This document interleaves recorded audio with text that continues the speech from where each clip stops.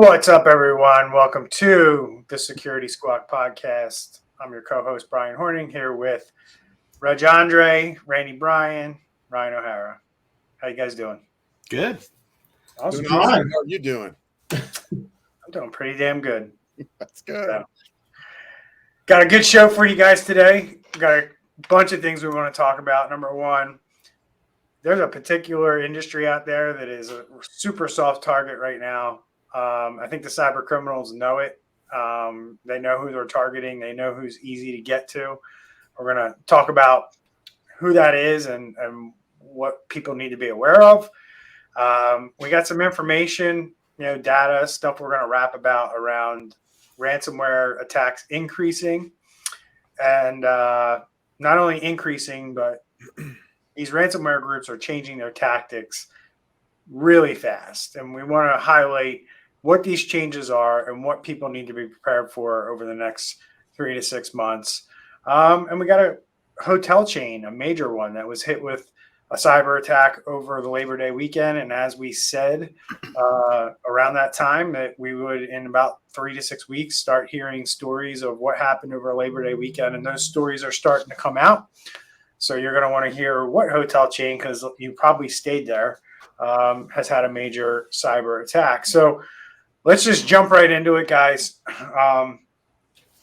Before we do, though, Ryan, you want to do? I thought you were going to skip the fee. I was. You just got too excited. People know the fee by now, but go ahead, say. Right. Well, we don't have a fee for our show. The fee is to like and subscribe so that you're aware of it and keep up to date with us. Allow us to share this information with you, but more importantly, share it with people that you know. One of the biggest reasons that we do this is we're trying to help people avoid being in these situations themselves, figuring out what they don't know so that they can protect themselves, so they can manage their risk, so they don't get in these situations where their business is potentially going to go out of business overnight because they weren't protected and ready for this type of stuff. So sharing this information with somebody that could be the difference between their business going out of business and them continuing to succeed and move forward with their business. So help a friend out. Yeah, you guys do a great job with that. The show grows every week, but we could always have it grow faster. We don't do ads. We don't bore you with, in show commercials and things like that.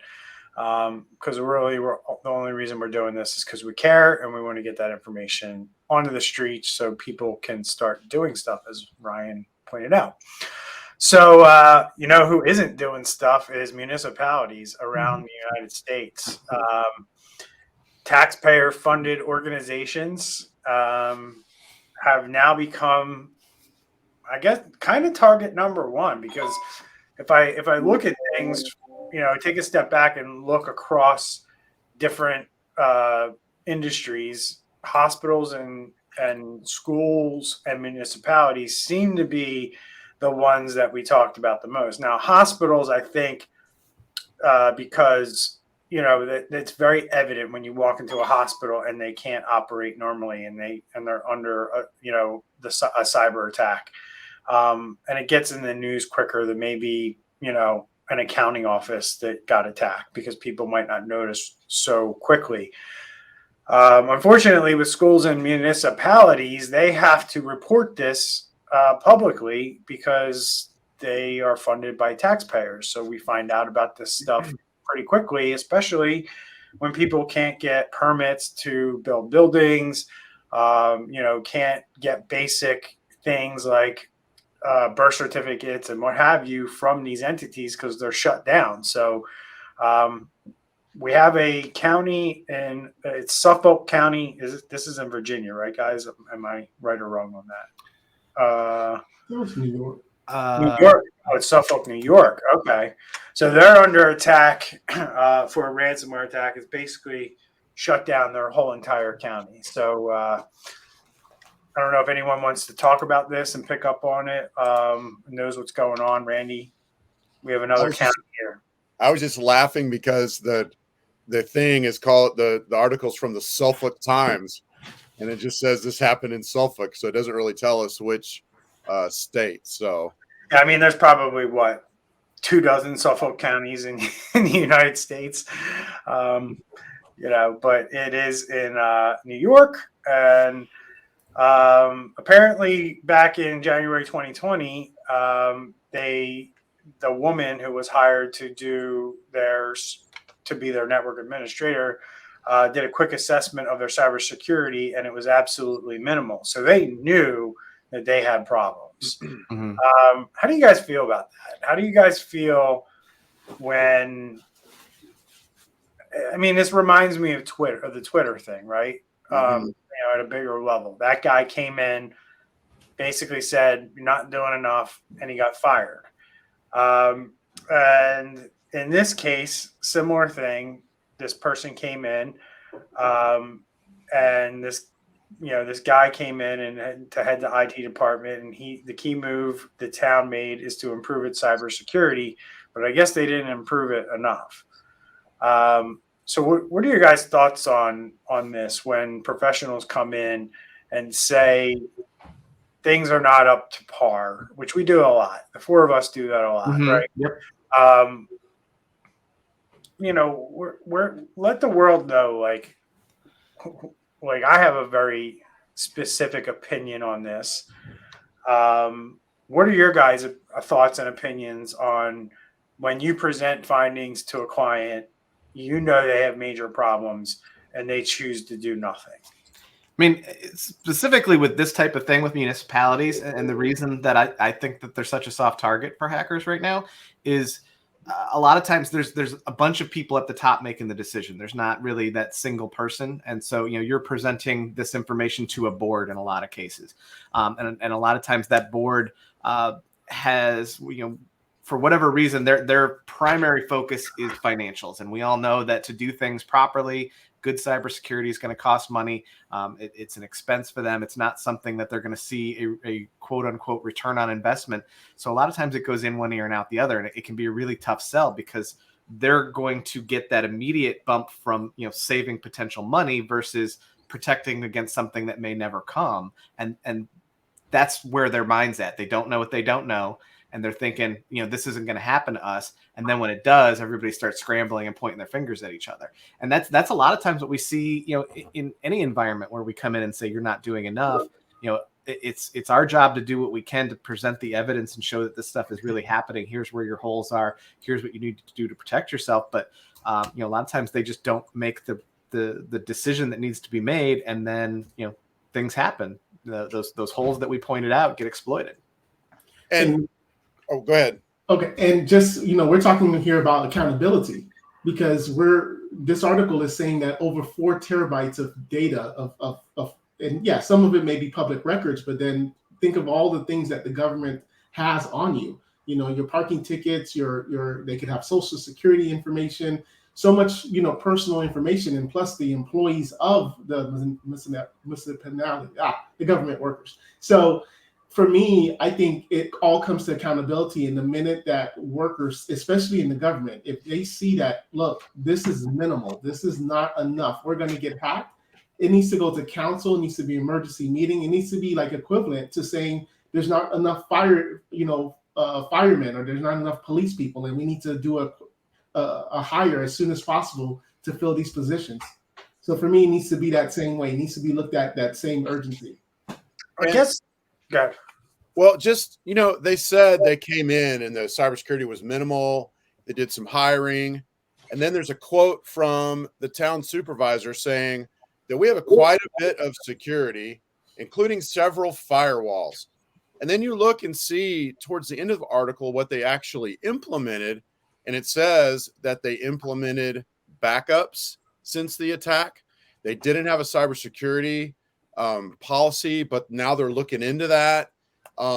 It seems like they really didn't do a whole lot, even though they knew there was an issue. It sounds on the front end that, to me, that's just a gobbledygook speak to try to throw people off the hunt. It sounds like they didn't do a whole lot. Now they're coming back in and they're monitoring for malicious activity, 24/7 monitoring, email encryption. Like, what does that have to do? I mean, obviously you can use email encryption. It's great. You can send an encrypted email. But that doesn't have anything to do with really for cybersecurity. I mean, does it? That's not going to keep people out of your system. It's going to keep people out of specific emails. They've switched to Google Cloud services. Wow. I'm thinking these guys don't know what they're doing is what it sounds like. They need to hire an outside firm. And that's So not unusual Yeah. for what we get when we talk to people. How often do they say, "Oh, I've got cybersecurity, I've got a firewall," and like that's their only We encrypt our emails. understanding of it. So there's a couple of things. This attack happened a while ago. This is more kind of a post-mortem type of article. And there's a couple of things here, because if you read the article, it seems like that this county was doing the right things, right? So one of the things they said, they have crime protection insurance against computer hackers with unauthorized access who attempt to transfer funds or securities to unauthorized accounts. That's not cyber insurance. That's crime protection. That's not cyber insurance. And I have that conversation with businesses all the time. They see, like, they have something like this written in their business owner's policy or their business policy, but that's not a cyber. So if you get ransomware, this particular coverage is not going to help you. So they also kind of mismatch through this article different things that Suffolk County has done. One of those things is that they upgraded their cybersecurity following the most recent attack, and they claim that they've invested more than $6.5 million in security since 2019, when it was the first New York municipality to contract with a vendor to conduct a tabletop security exercise to evaluate network weaknesses and develop enterprise responses to cyber incidents. The cyber checkup, which, again, a cyber checkup and a tabletop exercise are two very different things. That helped the count. Now, what came out of that is they decided they needed to train their employees and understand abilities to respond to a cyber threat, and utilize this robust tabletop exercise to identify possible operating vulnerabilities. It sounds like they're substituting tabletop exercise for assessment. Yeah, and it also sounds like that's the last time they did it. When if you're really doing tabletop exercises correctly, you're doing them on a regular basis 3-4 times a year at a minimum. I know companies that only do them once a year, and I tell them, you're not doing these enough. It's not enough. Things change too much with technology in your business to only be doing it once a year. By the time you get to that year, your infrastructure, the computers you have, all that stuff has changed, which impacts your response plan. So there's also information here that basically said they did other things around, like as Randy said, they did other things around cybersecurity. And this is kind of why I wanted to bring this up, because like I said, it sounds like they're doing a lot. If you're reading this, it sounds like they're not completely burying their head in the sands around this thing. And I think $6.5 million, over the last 3 years, is no chump change, right? There is a significant spend there if you're a taxpayer and you're looking at that. But what did it actually do? And are you doing the right things? That's the biggest question. I look at things a little bit differently. I don't come out of the gate and do a tabletop exercise with my clients. And that's the first red flag that I see here. It's like, it seems like they started with a tabletop exercise, which a tabletop exercise is really designed to make you understand if your incident response and your disaster recovery plan is good enough.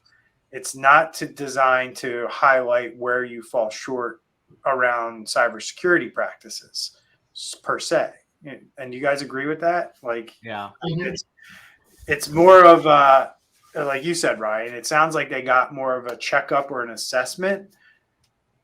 And I just don't know if the cybersecurity company kind of dubbed it as a tabletop exercise. Well, that's what I'm trying to figure out. Is this more of an issue of the people who wrote the story interchanged some vocabulary there? Is it an issue where the people that worked there that they were interviewing were not as knowledgeable as they thought and were throwing out some buzzwords that didn't necessarily mean exactly what they thought?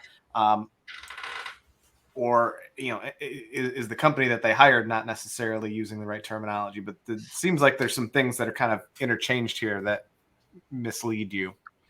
Yeah, and because we're doing a little bit of a shorter show today and we're short on time, I don't want to spend too much more time on this. But I mean, the big takeaway here, and Randy and Andre chime in here, but the big takeaway for me is, again, and I know I say this a lot, businesses think they're doing enough, even when they do the littlest thing, like implement MFA, implement password managers. Like, you can't just do like one or two or three of these things and think you're good. And I think that's the case we have here. They did some things, but they didn't do enough to fully protect themselves. Yeah, and I just, not to disparage anybody, but I looked up the guy Chip, who they hired as IT system administrator. Yep. He was a database programmer for 23 years prior to that. So you go from that to cybersecurity. It's kind of like, wait, where's the again? And I'm beating this drum a lot with people now because we're seeing it a lot, especially in the mid-market, where they move somebody from IT into cybersecurity. And I'm really trying to educate companies and leaders to tell them these people not only do they not have the skills to do these roles, they're not the right personality type to do these roles. And it doesn't even look like they had the role. It says they moved him to the head of the IT department to improve its cybersecurity. So it's not even a separation. It's right. An IT department head who they're putting probably unfair responsibility to improve their cybersecurity. One more caveat. Oh, sorry. Go ahead. I was just going to say, like, just like you wouldn't take your best salesperson and make them your sales manager, because they're two different personality styles. And sales managers are not usually top sales people.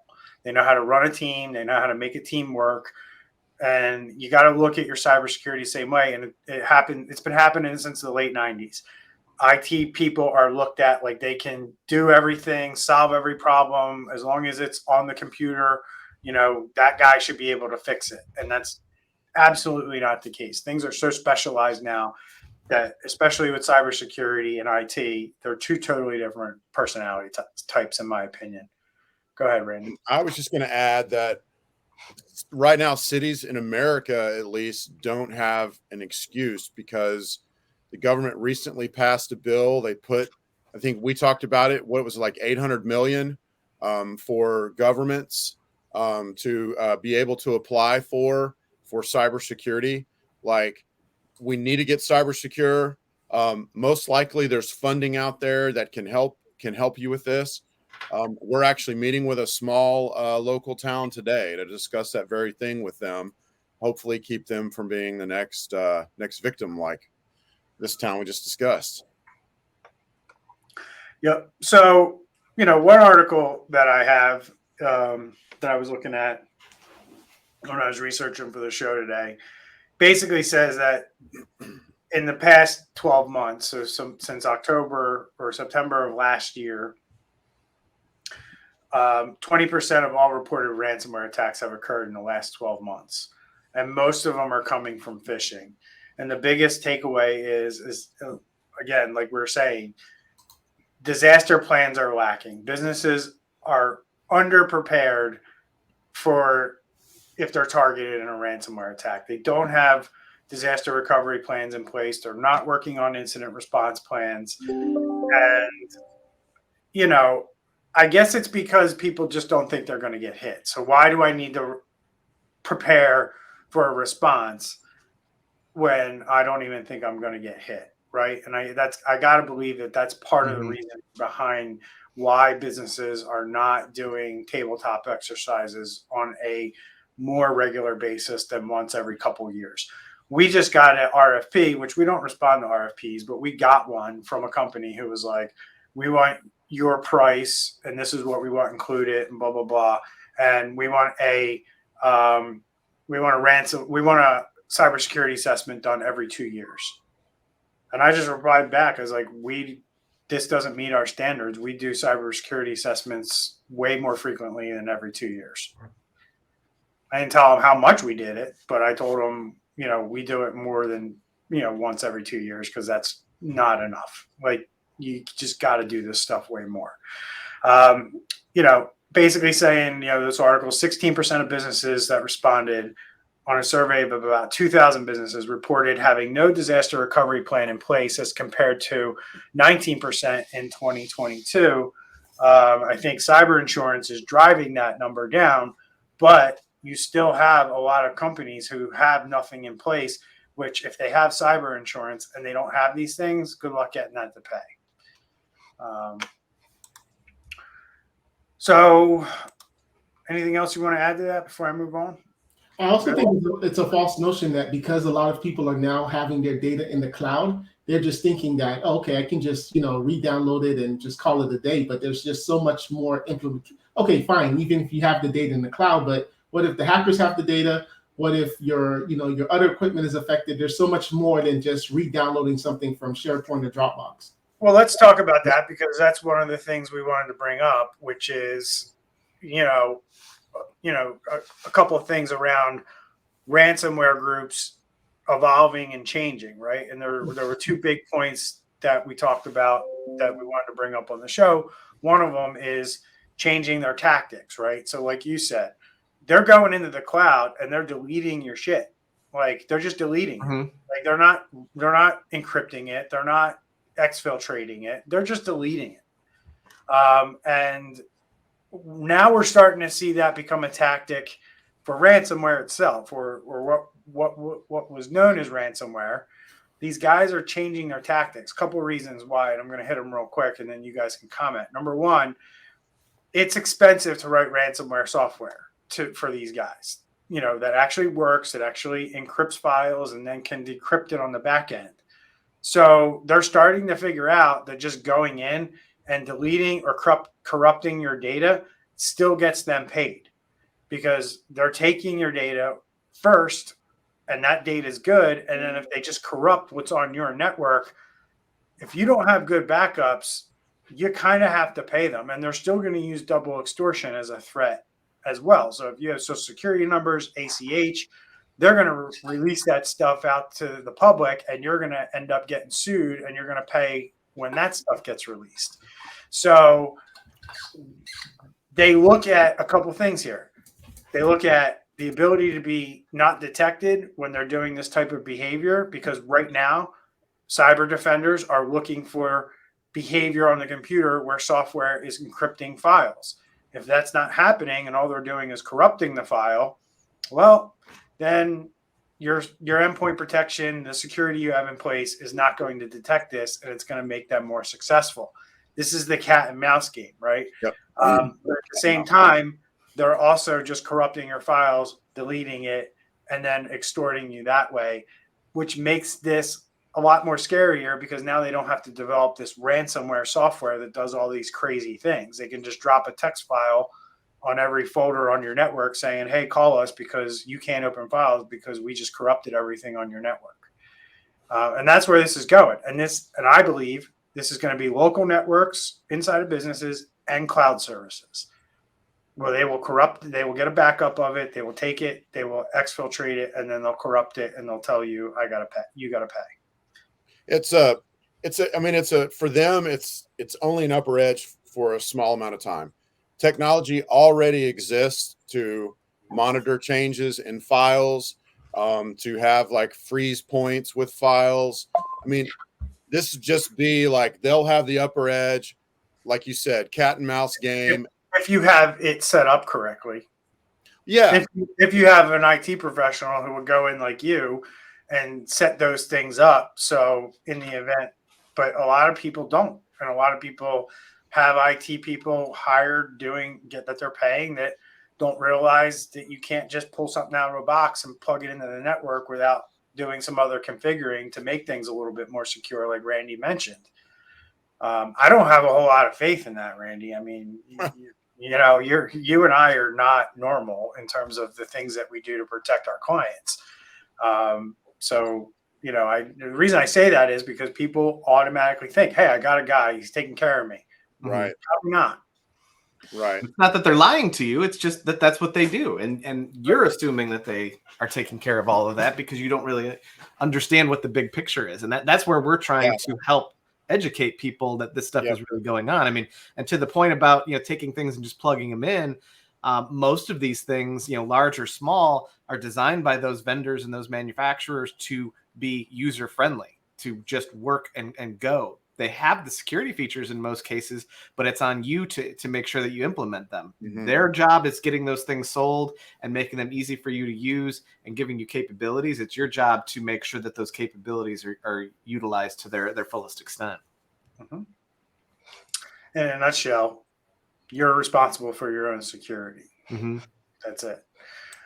So moving right along, and just kind of along the same theme of changing what these groups do to change their tactics. One tactic that we talk about, and we'll touch on this briefly, is we're starting to hear about a lot of new ransomware groups, right? New names, right? And what I say is it's usually the same people on the back end of it. They're just changing the name of the company, changing the branding. We've gone into this on the show before as to why this happens. Why these guys constantly change. Number one, they're criminals. So imagine what happens in a criminal organization when people get jealous because they feel like they're pulling more of their weight, but they're not getting paid as much on the back end. Things like that. Politics come into play with these groups, and they fracture and they splinter. The feds or the authorities get on them, so they disperse, and sometimes those groups don't come back together. And these guys still have the talents to do what they do, so they form other groups, form other relationships. And because of just the state of the way things are, this happens very rapidly. And they want to be evasive because the more that they stay in one place or the more they stay as one organization, it seems like the easier it is for the authorities to kind of find them and track them down. So we're seeing a new crop of new names come up with groups. Like we have this one called the New Royal Ransomware. And there's probably like 3 or 4 others that cropped up in the last couple of weeks. And I just want to get your guys' thoughts on what they're doing here, why they're doing it, and maybe your perspectives on, the challenges that are presented by this cat and mouse behavior that we see at this level. We just talked about it at the level of like the tools they use, but at the level of, these organizations and who they are. What are your guys' feelings on all this? I agree. I think it's a combination of them trying to stay one step ahead of the authorities and mask their presence. But there's a lot of politics going on in the background where they're separating. So you've got one large group today, and tomorrow it's 6 small groups for various reasons. Then some of them are still working together, so they may be different organizations, but sharing information here and there. It's beneficial to them to operate that way. It allows them to stay one step ahead, allows them to keep developing this stuff and being ahead of the people that are meant to protect against it. You mentioned that sometimes, I think you said division, but with the word you said, sometimes they're splitting apart. You have to keep in mind, this is basic human nature. These are criminal organizations, and there's never been a history of criminal organizations working together forever. They always end up turning on each other. You know what I mean? They're going to distrust each other or whatever reason. So they'll come together for a while, and then they'll split up, and new things will form. But yeah, good point. I also see it as an entrepreneurship spirit. If I'm making $30,000, $40,000 a year, and then all I see these big ransomware payouts, and I'm reading the news that such and such corporation paid, $10 million, and I'm making this little money here. I'm like, hey, I can do this myself. Then I'm going to try it myself and go on my own. So one of the big things I want to leave everybody with, just so they're a little bit more educated and smarter about this new group who is very successful, and we're going to hear more about them. This is a group that went from using other ransomware operators' ransomware tools to building their own. And they are using some pretty new phishing tactics to get people to trick, and they like to use impersonate food delivery services, software providers, and subscription renewals, like fake subscription renewals. One screenshot that I have has them sending a Capital One shopping promo code. Every time I log into my Capital One account, I'm constantly bombarded with, hey, download our toolbar, and you'll get coupons, or we'll search the internet automatically for the cheapest price. And, they're basically creating phishing emails that look very much like they came from Capital One shopping. Question would be, with all the training you're doing, would your employees be able to spot that? We're training them to spot, things like Google logins and Microsoft logins and messages from the CEO. There's no end to the angle that these guys can take to try to trick your employees. And my fear is that we're training people a certain way, where we're teaching them specific email types that they should be looking for, when the reality of it is it could be anything. It could be anything sent to your inbox that could be an attempt to, get into your system. Don't trust anything. 100%. And people don't believe it, but that's why we point it out. So these groups are constantly evaluating their methods and techniques to try to get you to click.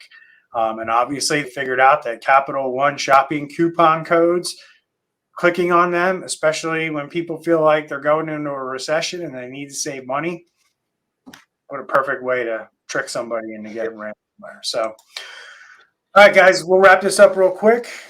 Spend about 2 minutes and we'll wrap up the show. Cyber attacks on InterContinental hotels disrupts businesses at franchisees. So this is another hotel chain. Marriott is kind of like the godfather of cyber attacks when it comes to hotel chains. And this particular one is IHG, which has 17 brands of hotels located around the world.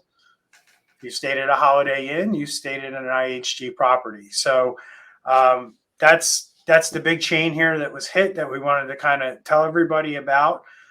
Anybody know any details about what happened at the hotel firm? I do know it happened over Labor Day weekend.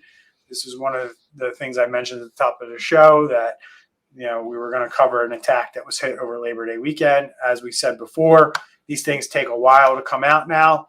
We're almost a month in since this attack, and we're finally hearing about it. So basically saying the same thing that they always say, though. We have not identified any evidence of unauthorized access to guest data, and they remain focused on supporting our hotels and owners throughout this period.